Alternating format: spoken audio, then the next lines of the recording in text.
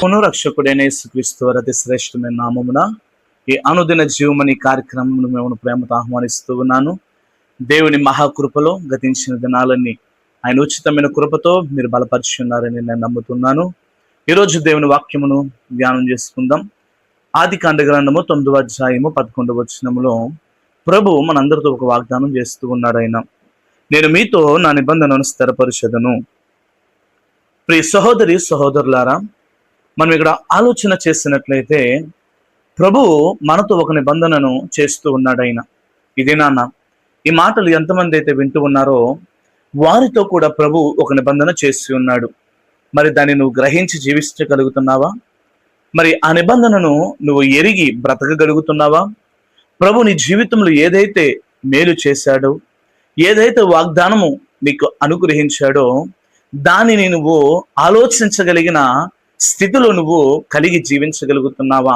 నీ ఆత్మీయ జీవితాన్ని దేవుని యందు స్థిరపరచుకోగలుగుతున్నావని ప్రభు పేరట ఇది నన్ను అడుగుచున్నాం. మనం చూసుకున్నట్లయితే పరిస్థితులు తలకిందులైన దేవుని నిబంధన మాత్రం స్థిరంగా ఉంటుంది. ఏంటండి?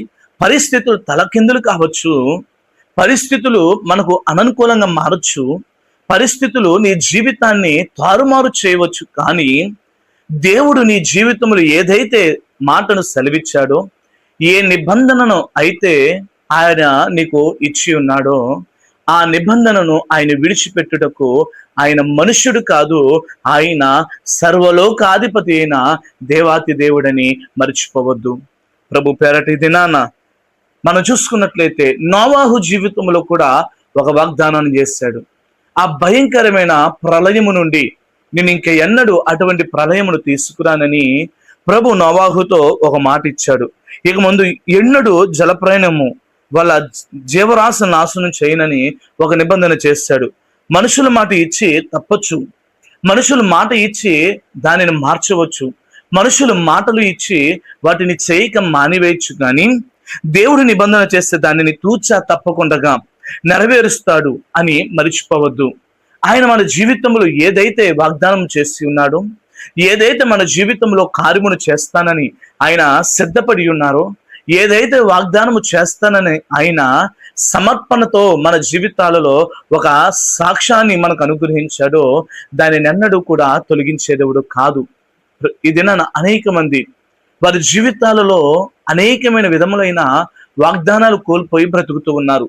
ప్రియ సహోదరి సహోదరుడా, నీ జీవితంలో దేవుని నిబంధన, నీ జీవితంలో దేవుని యొక్క కృప, నీ జీవితంలో దేవుని యొక్క వాగ్దానము నెరవేర్చబడాలంటే నువ్వు దేవునికి లోబడి బ్రతికి జీవించాలి.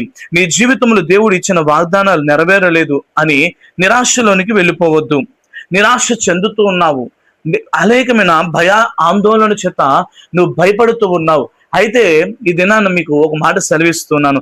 ఆయన నీతో చేసిన నిబంధనను స్థిరపరచడానికి నమ్మదగిన వాడని ఈ దినాన్ని నువ్వు మరలా నమ్మినట్లయితే గనక, విశ్వాసము చేసినట్లయితే గనక, నిరీక్షణ కలిగి బ్రతికినట్లయితే ప్రభు నీ జీవితంలో ఎన్ని వాగ్దానాలు అయితే చేసి ఉన్నాడో, ఏ వాగ్దానాన్ని అయితే నీ జీవితంలో ఇచ్చి ఉన్నాడో ఆ వాగ్దానాన్ని ప్రభు నీ జీవితంలో నెరవేర్చును గాక అని ప్రార్థన చేస్తున్నాను.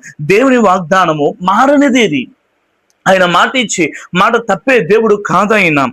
దేవుడు నోవాహుతో నిబంధన చేసినప్పుడు ఆకాశములో ఒక ధనస్సును సృష్టించి ఉన్నాడు, నిర్మించి ఉన్నాడు. అదే దేవుడు కనికరాన్ని, ప్రేమను గుర్తు చేస్తూ ఉందని మర్చిపోవద్దు. దేవుని వాక్యం అంటుంది, పర్వతములు తొలగిన, మెట్టులు తద్దరిల్లిన నా కృప నిన్ను వీడదు, సమాధాన విషయం నా నిబంధన తొలగిపోదని యెషయా గ్రంథం ద్వారా తెలియపరుస్తూ ఉన్నాడు. ఇది నీ జీవితంలో కూడా అనేక విధములైన భయాందోళనకరమైన పర్వతాలు నీ ముందు ఉండొచ్చు. నీ కాలు జారుబోతూ ఉండవచ్చు. అయ్యో, నా స్థితి అయిపోయింది, నా పరిస్థితి అయిపోయిందని నువ్వు అనేకమైన ఆలోచనల చేత నువ్వు నడిపింపబడుతూ ఉండవచ్చు. అయితే ప్రభు నీకు ఒక మాట సెలవిస్తూ ఉన్నాడు, పర్వతములు తొలగిన, మెట్టెలు తద్దరిల్లిన నా కృప నిన్ను విడిచిపోదు. ఆయన కృప మనలను విడిచిపెట్టేది కాదు, ఆయన కృప వీడిపోయేది కాదు. ఆయన మాట ఇచ్చి మాట తప్పని దేవుడు ఆయన ఒక్కసారి నీ జీవితంలో మాట ఇస్తే ఆయన నీ జీవితంలో కార్యములు జరిగిస్తాడు. ప్రియ సహోదరి సహోదరుడా, ఇది అనేక మంది వారి జీవితములలో దేవుని వాగ్దానమును పొందుకోలేకపోవడానికి గల కారణము దేవుని వారు నమ్మలేకపోతూ ఉన్నారు. దేవుని మాటను వారు నమ్మలేకపోతూ ఉన్నారు. ఇది నాన్న కూడా నువ్వు దేవుడు నీకు అనేకమైన వాగ్దానాలు ఇచ్చాడు. ఆయన అనేకమైన వాగ్దానాలు నీ జీవితంలో ఇచ్చాడు. అనేకమైన ప్రామిసెస్ నీకు చేసి ఉన్నాడు. మరి నీ జీవితంలో ఆ ఒక వాగ్దానము, ఆ ఒక నమ్మకము, ఆ ఒక ప్రామిస్ ఎందుకు నీ జీవితంలో జరగట్లేదంటే నువ్వు ఆయనను నమ్మలేని స్థితిలో ఉన్నావని మర్చిపోవద్దు. మనం చూస్తున్నట్లయితే అబ్రహాము దేవుని నమ్మాడు, యోబు దేవుని నమ్మాడు, నోవాహు దేవుని నమ్మాడు, అపోస్తలుడైన పౌలు దేవుని నమ్మాడు. ఇంకా అనేక మంది భక్తులు దేవుని నమ్మి దేవుని వాగ్దానాన్ని పొందుకు ఉన్నారు. మరి ఇది నన్ను నువ్వు దేవుని నమ్మగలుగుతున్నావా? అది నువ్వు ఆలోచన చేయి. నీ జీవితంలో నువ్వు దేవుని నమ్మకపోతే నువ్వు ఏమి పొందుకోగలుగుతావు? నువ్వు దేవుని మీద నమ్మకమైన పునాది కలిగి జీవించాలి. క్రీస్తు అనే బండ మీద నీ నమ్మకాన్ని కట్టుకోవాలి. అది ఎవ్వరూ కూడా తీసివేసేది కాదని నువ్వు జ్ఞాపకం చేసుకోవాలి. నిబంధన అంటే రెండు పక్షాల మధ్యన ఒక ఒప్పందము. నోవాహు జీవితంలో కార్యము జరగడానికి గల కారణము, ఆ కుటుంబము రక్షింపబడడానికి గల కారణము, ఎన్ని అననుకూలని పరిస్థితులు వచ్చినా, ప్రతికూల పరిస్థితులు వచ్చినా నోవాహు సజీవుడిగా నిలబడడానికి గల కారణము దేవుడు మాట ఇచ్చాడు. నా మాటను వినినట్లయితే నేను నిన్ను రక్షిస్తానని. నోవాహు దేవుని మాట విన్నాడు. అది రెండు పక్షాల మధ్యన ఒక మంచి ఒప్పందం అయింది. మరి ఇది నీ జీవితంలో కూడా ప్రభు వాగ్దానాన్ని చేస్తాడు. ఆయన నీ జీవితంలో వాగ్దానమును నెరవేరుస్తానని ఆయన నిన్ను పిలుస్తూ ఉన్నాడు.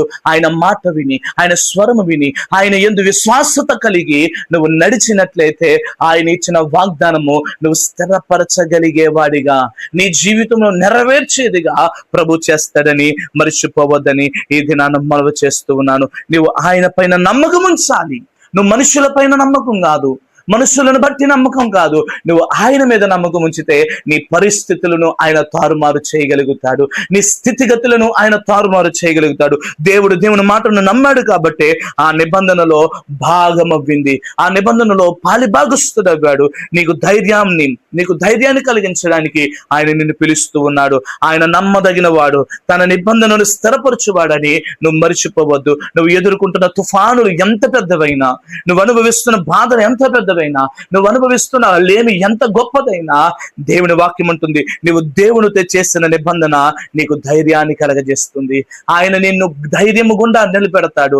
ఆయన నిన్ను ధైర్యం కలిగి నిలబెట్టే దేవుడు. ఆయనను నువ్వు నమ్మినట్లయితే నీ జీవితంలో దేవుడు కార్యం చేస్తాడు. నీ జీవితంలో కొన్నిసార్లు అంతా చీకటిగా అనిపించినప్పుడు ఆకాశములో దేవుడు ఎలా అయితే ఆ ఇంద్రధనుస్సును ఎలా అయితే పెట్టాడో నీ జీవితంలో కూడా వాగ్దానం అనే దేవుని మాటను నీకు ఇచ్చాడు. నువ్వు ఆ వాక్యమును పట్టుకుని దేవుని వాక్యాన్ని చూస్తూ ఆయనను నమ్ముకుంటూ నువ్వు ముందుకు వెళ్ళినట్లయితే ప్రభు నిన్ను స్థిరపరిచి బలపరిచి ఆశీర్వదించును గాకని మర్చిపోవద్దు. ప్రభు నీ జీవితంలో ఆయన వాక్యాన్ని పట్టుకో, ఆయన నిబంధనను పట్టుకో, ఆయనను నమ్ము. దేవుడు నీ జీవితంలో ఘనమైన కార్యం చేస్తాడని మర్చిపోవద్దు. దేవునికి మహిమ కలుగొద్దు. ఆయన నీ జీవితంలో కార్యాన్ని స్థిరపరిచి ఆయన నీ జీవితంలో బలపరిచే దేవుడిని మర్చిపోవద్దు. నువ్వు ఆయన నోవాహుకు ఇంద్రధనుసును చూపించిన రీతిగా ఇది నీ చేతిలో పరిశుద్ధ గ్రంథాన్ని ఆయన మాటలు నీకు అప్పగించాడు. ఆ మాటలను బట్టి నువ్వు నడిచినట్లయితే నీ జీవితాన్ని కూడా అనేకులకు ఆశీర్వాదకరంగా దీవెనకరంగా నా ప్రభువు నీ కుటుంబమును నేను మార్చును గాక. అటువంటి కృప ఇది మీ అందరికీ దేవుడు దయచేయను గాక. ప్రార్థన చేసుకుందాం. మహాగణుడైన మా తండ్రి, జీవం కలిగిన యేసయ్య, నీ ప్రియ బిడ్డలు నీ మీద నమ్మకముతో, యేసయ్య నీ మీద విశ్వాసముతో నడుస్తూ ఉండగా వారి జీవితాలలోని కార్యాన్ని దయచేసి నువ్వు చేసిన వాగ్దాన స్థిరపరిచి బలపరచమని, మీరే మహిమ ఘనత ప్రభావంలో ఆరోపించుకోమని మా ప్రియ రక్షకుడైన యేసుక్రీస్తు నామమున అడుగు వేడుకుంటున్న మా పరమ తండ్రి. ఆమేన్, ఆమేన్, ఆమేన్. దేవునికి మహిమ కలుగును గాక. ఈ దినమంతా మిమ్మల్ని మీ కుటుంబంలో దేవుడు దీవించి ఆశీర్వదించి బలపరచును గాక. అందరికీ